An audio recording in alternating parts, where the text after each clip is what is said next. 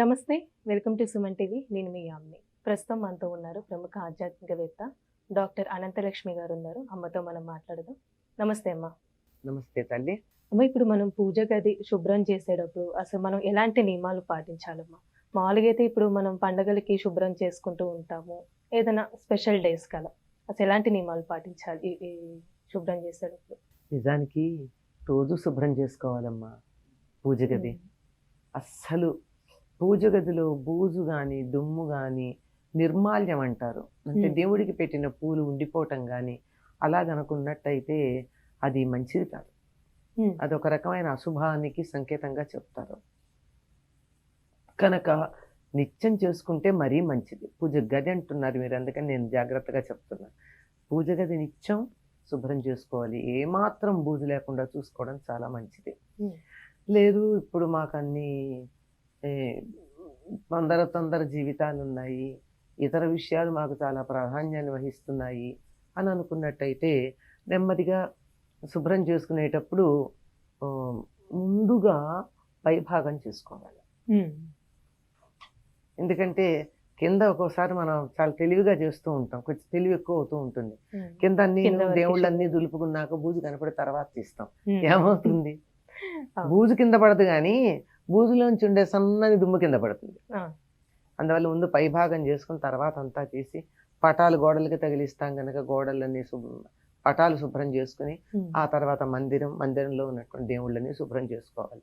మీరు పాటించాల్సిన నియమాలు అన్నారు. అసలు దేవుడి గదిలోకి కానీ దేవుడు ఉన్న ప్రాంతానికి కానీ ఎవరైనా స్నానం చేయకుండా వెడతారా? వెళ్ళరు కదా. కనుక అది చెప్పక్కర్లేదు. చెప్పకుండా మనందరికీ తెలిసినటువంటి నియమమే స్నానం చేసి చక్కగా వెళ్ళి ఆ దేవుడి అన్నీ శుభ్రం చేయడం. ఇక్కడ సాధారణంగా ఏం చేస్తారంటే ఏదో ఒక దేవుడి స్తోత్రమో నామమో చేసుకుంటూ చెయ్యండి మంచిదన్నారు. నిజానికి వంట దగ్గర నుంచి నాకు తెలిసి చాలామంది ఆడవాళ్ళు దేవుడి స్తోత్రాలు చదువుతూనే చేస్తారు. మరి అట్లాంటప్పుడు పూజ గది శుభ్రం చేస్తూ దేవుడి స్తోత్రాలు చదువుతారు. కానీ దానికన్నా శ్రేష్టం ఏమిటంటే సాధారణంగా అభిషేకం చేసేటప్పుడు స్త్రీ సూక్తం పురుష సూక్తం లాంటివి చదువుతారు.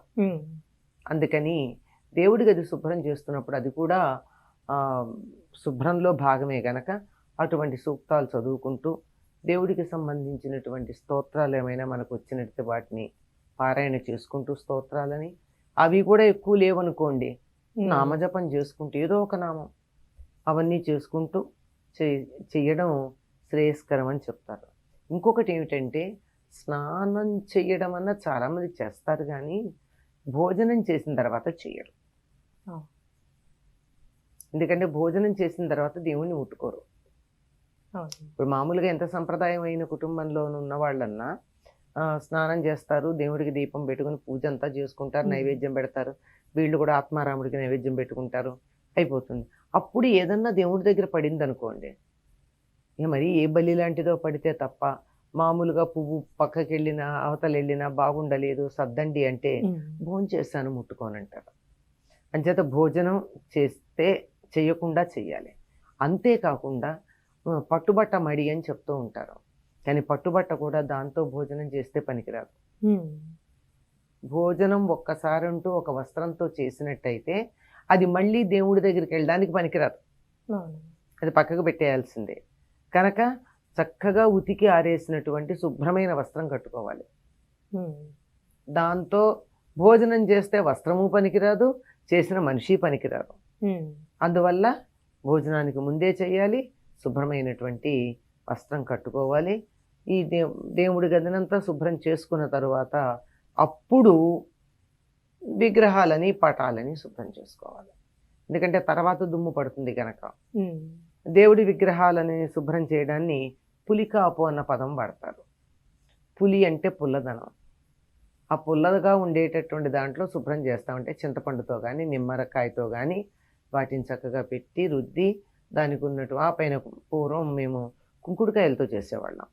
ఒకసారి అంటూ చింతపండు కానీ నిమ్మకాయ కానీ పెట్టి ఆ తర్వాత దాని మీద బూడిద పెట్టి రుద్దిన తర్వాత అక్కడ పెడితే అప్పటి వరకు షైనింగ్గా ఉన్నది దాని మీద ఉన్న తడి కొంత ఉంటుంది, ఎంత బట్టతో తుడిచినా ఆ తడి వాతావరణంలో ఉన్నటువంటి గాలిలో కలిసి కొద్దిగా మెరుపు తగ్గుతుంది. ఉమ్.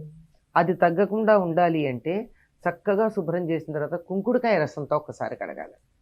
అస్సలు మళ్ళీ కడిగినప్పుడు మెరిసిపోతాయి ఎంత ఇంకా. మెరుపులో ఉంటుందో ఉమ్. ఎండాక కూడా అంత మెరుపులో ఉంటుంది. అమ్మ ఇప్పుడు మీరు అన్నారు కదా ప్రతిరోజు శుభ్రం చేసుకోవాలి అని అన్నారు విగ్రహాల గురించి కదా, ఉమ్. దేవుడి గది గురించి. దేవుడి గది. ఉమ్. ఇప్పుడు శుక్రవారం కూడా మనం శుభ్రం చేసుకోవచ్చమ్మా, ఎందుకంటే ఆ రోజు కొంతమంది ఇలా బూజులు దులపడం అలాంటివి చెయ్యరు. ఇలా అది లక్ష్మీ నిజంగా లోకంలో ఎందుకు ఇటువంటి దురభిప్రాయాలు వచ్చాయో తెలియదు ఆ రోజు కానీ, డబ్బులు కూడా ఇవ్వరు, అంటే ఆ రోజు ఇట్లా మరి అన్నం తినమా, తింటాం. మనం స్నానం చేయమా, ఉమ్. ఇల్లు శుభ్రం చేయమా, చేస్తాం. మరి దేవుడిగా శుభ్రం చేయడానికి ఏం సమస్య? అంటే వారమంతా చేయకుండా ఆ రోజు చేయాలంటే ఏమన్నా ఆలోచించాలి కానీ ఉమ్. నిత్యం చేసుకునేటప్పుడు ఏం సమస్య? చక్కగా చేసుకోవచ్చమ్మా. ఇంకోటి ఏమిటంటే దేవుళ్ళకు కూడా పులికాపు శుక్రవారం చేయకూడదని కొంతమంది చెప్పారు. నేను ఆశ్చర్యపోయాను. ఉమ్. ఎందుకంటే తిరుమలలో స్వామివారికి మూల విరాట్టుగా అభిషేకం చేసేదే శుక్రవారం ఉమ్. కదా. అవును. మరి మన ఇంట్లో ఎందుకు సమస్య అమ్మా? అవును. ఉదాహరణ అక్కడి నుంచి చెప్పాను, నేను వేరే చెప్పాలి. ఉమ్. కనుక చక్కగా చేయొచ్చమ్మా. నిత్యం చేసుకునేటప్పుడు అందరూ ఇది భాగం. ఉమ్. దీనికి అసలు వారం ఎప్పుడూ చేయకుండా ఒకరు వచ్చేస్తామంటే శుక్రవారం కొంచెం ఆలోచించాలేమో, అది కూడా ఆలోచించమని చెప్పట్లేమో అంటున్నాను. ఏమో. కనుక నిత్యం చేసేదానికి తప్పేం లేదు. అమ్మ ఇప్పుడు దేవుడి గదిని మనం శుభ్రం చేసుకుంటూ ఉంటాం, అలానే అక్కడ పువ్వులు ఉంటాయి, దేవుడికి సంబంధించిన వస్తువులు అంటూ ఉంటాయి, అవి ఏం చేయాలమ్మా అసలు మనం? వాటిని ఎవరు తొక్కని చోట వేయాలి. ఉమ్. ఇప్పుడు దాన్ని నిర్మాల్యం అంటారు. ఇప్పుడు దేవుడి గదిని శుభ్రం చేస్తూ ఉంటే దేవుడి మీద పెట్టిన పువ్వు ఎక్కడో కింద పడుతుంది ఆ.